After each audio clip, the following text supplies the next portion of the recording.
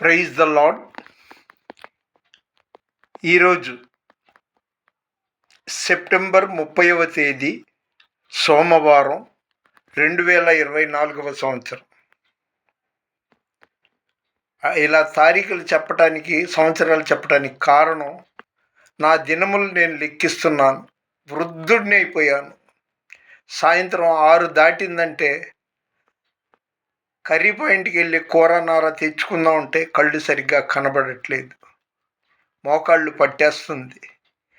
ఈరోజు ఉదయం మంచం మీద నుండి లేవలేకపోయాను. ప్రార్థన చేసుకునే అవకాశం లేదేమో అని భయపడ్డాను. నా దేవుడు ఇంకా నాకు శక్తినిచ్చి నడిపిస్తున్నాడు.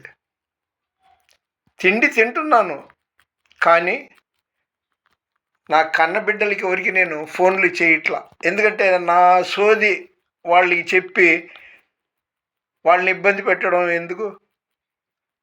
సముద్రం అయినా ఈదొచ్చు కానీ సంసారం ఈదలేము. పాపం వాళ్ళ యొక్క పరిస్థితి ఎలాగో వాళ్ళు కాపురాలు చేసుకుంటున్నారు. అయితే మంచి పరిస్థితిలోనే ఉన్నారు. అది అందుకని నాకు ఎన్నో ఇబ్బందులు ఉన్నాయి, బాధలు ఉన్నది, పలకరించే దిక్కు లేదు. కానీ నా దేవుడు ఇలాంటి దీన పరిస్థితుల్లో, అంటే నేను నా గదిలో ఉండి చనిపోయినా ఆ పరిస్థితి తలుచుకుంటే ఒక్కొక్కసారి దేవుడే జ్ఞాపకం వస్తాడు.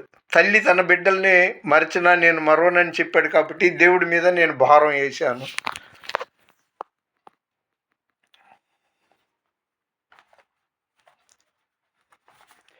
ఈరోజు దేవుడు నాతో మాట్లాడిన మాటలు, మోకాళ్ళు నొప్పి అన్నాను కదా, పిక్కలు లాగేస్తుంది, చూపు కొద్దిగా తగ్గిపోయింది. అయితే నా దేవుడు మార్కు సువార్త 5వ అధ్యాయం 34వ వచనంలో నీకు స్వస్థత కలుగును గాక అన్నాడు. మనం పరిశుద్ధ గ్రంథాన్ని వాడుకోవట్లేదండి. ఆయన అడుగడుగున అణువణువున వాక్యం ద్వారా మనతో మాట్లాడి ధైర్యపరిచే దేవుడై ఉన్నాడు.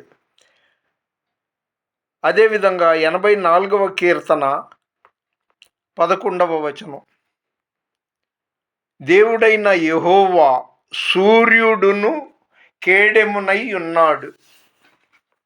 ఎంత గొప్ప మాట అండి.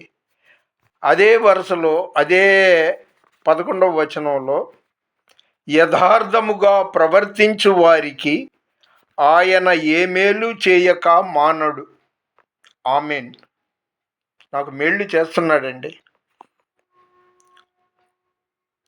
అదేవిధంగా ఇర్మియా 31వ అధ్యాయం 23వ వచనంలో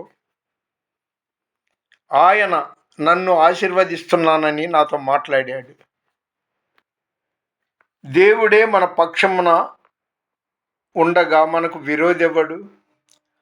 అయినా శోధనని తట్టుకొని, ఎన్నో శోధనలు ఉంది, చెప్పుకోలేని బాధలు ఉన్నాయి, కానీ ప్రార్థనాపరుడు ధైర్యంగా ఉండాలనేది ఈ వీడియో యొక్క ప్రధాన ఉద్దేశం. శోధనలు అలాంటి వాళ్ళకే వస్తుంది, సమస్యలు వస్తుంది. నా పిల్లలతో ఫోన్ల ద్వారా మాట్లాడి చాన్నాళ్ళు అవుతుంది. ఎందుకు నా సొంత వాళ్ళకి చెప్పడం అని వాళ్ళ కోసం ప్రార్థన చేస్తున్నాను. బహుశా వాళ్ళు ఏంటా నాన్న ఇంత ఫోన్ చేయడం మానేశాడని ఏదైనా అన్నా అనుకున్నా కూడా నాకు బాధ లేదు. అయితే నా దేవుడిని మాత్రం నేను మరవట్లేదు. యేసన్ గారి ద్వారా ఆయన పాటలంటే నాకు ఇష్టం. దీన స్థితి యందునా సంపన్న స్థితి యందునా నడచినను ఎగిరినను సంతృప్తి కలిగి యుందునే. దీన స్థితి యందునా సంపన్న స్థితి యందునా నడచినను ఎగిరినను సంతృప్తి కలిగి యుందునే.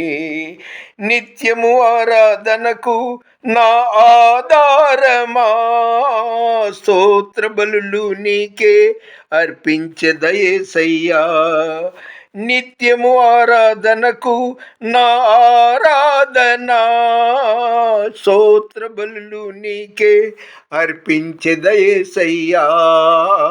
రాజా జగమెరిగిన నా యేసు రాజా, రాగాలలో అనురాగాలు కురిపించిన మన బంధము అనుబంధము, మన బంధము అనుబంధము, విడదీయగలరా ఎవరైనను మరి ఏదైనను, విడదీయగలరా ఎవరైనను మరి ఏదైనను.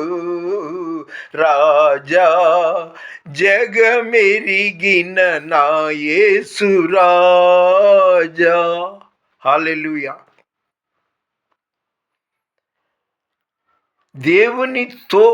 దేవునిలో ప్రార్థన చేస్తూ గడిపే ఆ తృప్తి, ఆ సంతోషం వివరించలేనిది, ఎంతో గొప్పది. దురదృష్టవశాత్తు ఏదో చిన్న ప్రార్థన చేసుకున్న చాలదా అనేవాళ్ళు ఎందరో ఉన్నారు. వాళ్ళకి బైబిల్ చదవండి, తప్పనిసరిగా చదవండి, దేవుడు మాట్లాడతాడు అని చెప్తే మూర్ఖులకి హితబోధ చేయడం కంటే ఇసుకని పిండి తైలం తీయడం కరెక్ట్. బైబిల్ చదవటానికి బాధపడిపోతారండి చాలామంది, అల్లాడిపోతారండి.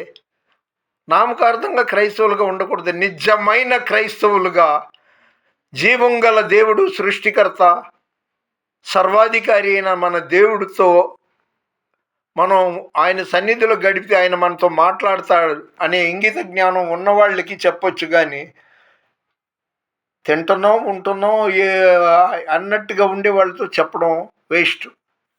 దయచేసి భుజాలు తడుముకోమాకండి. చాలామంది ఉన్నారు, చాలామంది.